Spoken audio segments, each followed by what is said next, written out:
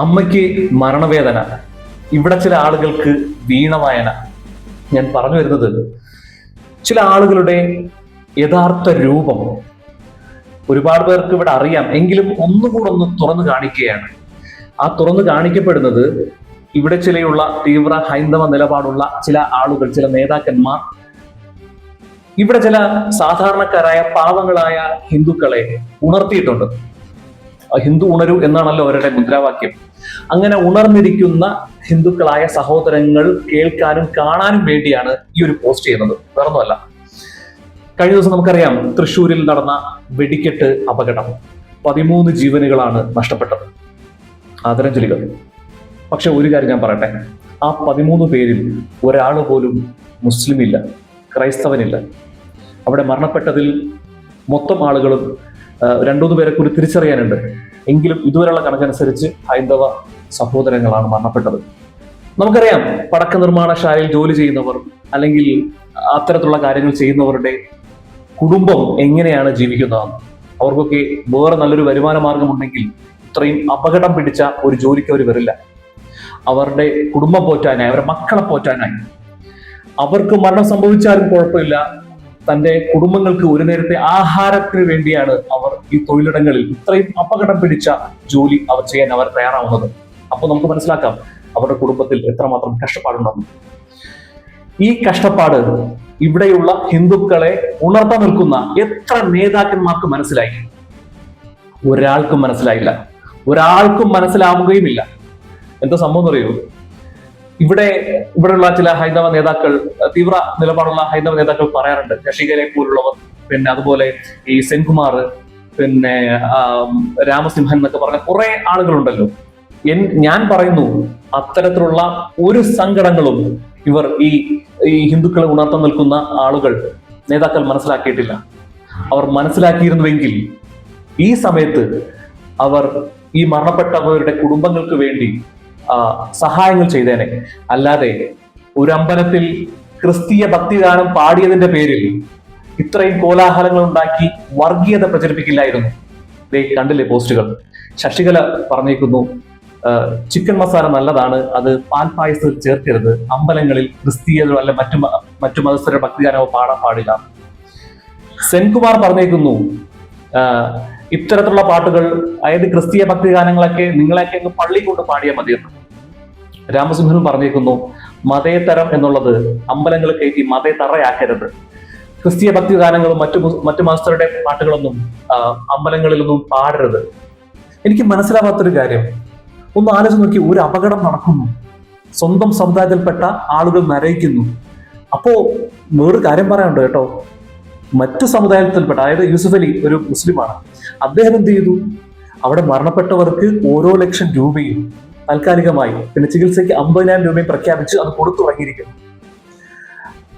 ആ സമയത്തും ഹിന്ദുക്കളെ ഉണർത്താൻ നിൽക്കുന്ന ചിലർ അതൊന്നും മൈൻഡ് ചെയ്യാതെ, ഈ മരണപ്പെട്ടു പോയ കുടുംബത്തിന് വേണ്ടി ഒരു 10 രൂപ കാശ് പിരിച്ചു കൊടുക്കാതെ, അല്ലെങ്കിൽ സ്വന്തം നിലയിൽ കൊടുക്കാതെ ഇവിടെ വർഗീയത പടർത്തിക്കൊണ്ടിരിക്കുകയാണ് അവർ.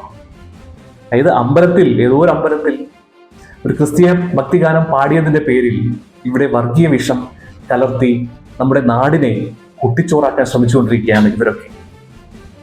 നിങ്ങൾ വിചാരിക്കുന്നുണ്ടോ യഥാർത്ഥത്തിൽ ഇത്തരത്തിലുള്ള ആളുകൾക്ക് ഹിന്ദു മക്കളോട് സ്നേഹമുണ്ടെന്ന്? ഹിന്ദുക്കളെ ഉണരുമെന്ന് പറയുമ്പോൾ ഇവർ ചിന്തിക്കുന്നുണ്ടോ പാവങ്ങളായ ഹിന്ദുക്കളെ വീട്ടിൽ തീ പുകയുന്നുണ്ടോ എന്ന് അന്വേഷിക്കുന്നുണ്ടോ? എന്തിനേറെ പറയണം, ഇന്ന് 13 പേർ മരണപ്പെട്ട് മോർച്ചറിയിൽ കിടക്കുമ്പോൾ, അല്ലെങ്കിൽ ആ അപകടത്തിൽപ്പെട്ട എത്രയോ ആളുകൾ ആശുപത്രിയിൽ വെന്റിലേറ്ററിലൊക്കെ കിടക്കുമ്പോൾ, അവർക്കൊരു സഹായം ചെയ്യാതെ, ഒരു ചായ പോലും മേടിച്ചു കൊടുക്കുക, ഒരു മെഡിസിന് കാശ് കൊടുക്കാതെ, ആ സമയത്തും വല്ല അമ്പലത്തിലും ക്രിസ്തീയ ഭക്തി ഗാനം പാടിയെന്ന പേരിൽ ഇവിടെ വർഗീയത ഉണ്ടാക്കാൻ ശ്രമിച്ചുകൊണ്ടിരിക്കുകയാണ്. യഥാർത്ഥത്തിൽ ഇവരാണോ ഹിന്ദുക്കളെ ഉണർത്താൻ നിൽക്കുന്നത്? സാധാരണ സ്നേഹമുള്ളവരാണെങ്കിൽ, ഹിന്ദുക്കളോട് സ്നേഹമുള്ളവരാണെങ്കിൽ എന്ത് ചെയ്തേനെ? എല്ലാ വിഷയങ്ങളും മാറ്റിവെച്ച്, അവരുടെ സ്വകാര്യ കാര്യങ്ങൾ പോലും മാറ്റിവെച്ച് ഈ ഒരു ക്രിട്ടിക്കൽ സ്റ്റേജിൽ മരണപ്പെട്ടു പോയവർക്കും ആശുപത്രി കിടക്കുന്നവർക്കും അവരാൽ കഴിയുന്ന രീതിയിൽ സമൂഹത്തിലോ സംഘടനയിലോ ഒക്കെ പറഞ്ഞ് പിരിവെടുത്ത് അത്തരത്തിലുള്ള ആളുകളെ സഹായിക്കുകയല്ലേ വേണ്ടത്? അതിനു പകരം ഇവരെന്താണ് ഇവിടെ ചെയ്തുകൊണ്ടിരിക്കുന്നത്? വർഗീയത പടർത്തിക്കൊണ്ടിരിക്കുന്നു. ഇനി പറയൂ, ഈ കൂട്ടർക്ക് എന്ത് സ്നേഹമാണ് ഹിന്ദു സഹോദരങ്ങളോട്, ഹിന്ദു കുടുംബത്തോടുമുള്ളത്? അതേസമയം മുസ്ലിം മതത്തിൽ ജനിച്ച ഒരാൾ ഇവരുടെ ദാരുണാവസ്ഥ കണ്ട് സഹായിച്ചുകൊണ്ടിരിക്കുന്നു, ലക്ഷങ്ങൾ കൊടുത്ത് സഹായിച്ചുകൊണ്ടിരിക്കുന്നു. ഹിന്ദുക്കളെ ഉണരുമെന്ന് പറയുന്ന മറ്റു കൂട്ടർ തിരിഞ്ഞു പോലും നോക്കുന്നില്ല. ഇതാണോ ഹിന്ദുവിനുള്ള സ്നേഹം? മനസ്സിലാക്കുക.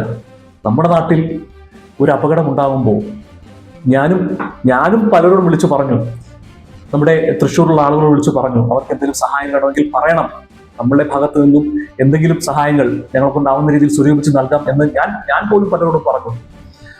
അതുപോലും പറയാനോ അവർക്ക് വേണ്ടി ഒരു കാര്യം ശബ്ദിക്കാനോ ഈ ഹിന്ദുക്കളെ ഉണർത്താൻ നിൽക്കുന്ന ആളുകളുടെ നാവിൽ നിന്നും വന്നിട്ടില്ല. അവരെ സഹായിക്കണമെന്ന് പറഞ്ഞിട്ടില്ല, പറയില്ല. കാരണം അവർക്ക് വേണ്ടത് സമാധാനത്തിൽ ജീവിക്കുന്ന ഹിന്ദുവിന്റെ ജീവിതമാർഗമല്ല. ഹിന്ദു ഉണർന്ന് ഇവിടെ മറ്റു പ്രശ്നങ്ങൾ ഉണ്ടാക്കി മറ്റു മതസ്ഥരുമായി തമ്മിലടുപ്പിച്ച് അതൊരു വോട്ടാക്കി മാറ്റി അധികാരവും അതോടൊപ്പം തന്നെ പണവും ഒക്കെയാണ് അത്തരത്തിലുള്ള ആളുകൾക്ക് വേണ്ടത്. ഈ സിറ്റുവേഷൻ, ഇത്തരം സാഹചര്യങ്ങൾ നമ്മൾ മനസ്സിലാക്കുക. ഇവിടെ രാമസിംഹനൊക്കെ നമുക്കറിയാം, ഒരു പഴയ സംവിധായകനാണ് അയാള്. രാമസിംഹൻ, പഴയ DGP സെൻകുമാർ, ഇവർക്കൊക്കെ പറയാലോ, ആ കൂട്ടരെ ഒന്ന് സഹായിക്കൂ, ഒരുപാട് പേർ മരണപ്പെട്ടു, ആശുപത്രിയിൽ കിടക്കുന്നവർക്ക് ചികിത്സാ സഹായം നൽകൂ എന്നിവർക്ക് പറയാലോ. പക്ഷെ പറയില്ല. എടുത്തു നോക്കൂ, ലിസ്റ്റ് എടുത്ത് നോക്കൂ, നിങ്ങൾ സോഷ്യൽ മീഡിയ നോക്കൂ. ഇവർ പറഞ്ഞിരിക്കുന്നത് ഇപ്പോഴും ആ ഭജൻസിന്റെ പിറക്കെയാണ് ഇവരെല്ലാം. അമ്പലത്തിൽ ക്രിസ്തുമതം പാടരുതെന്നുള്ള കാര്യങ്ങളുമായാണ് ഇവർ നടക്കുന്നത്. ഇത്തരത്തിലുള്ള ആളുകളെ തൊഴുകയല്ലാതെ വേറെ ഇപ്പൊ നമുക്ക് നിവൃത്തിയൊന്നുമില്ല.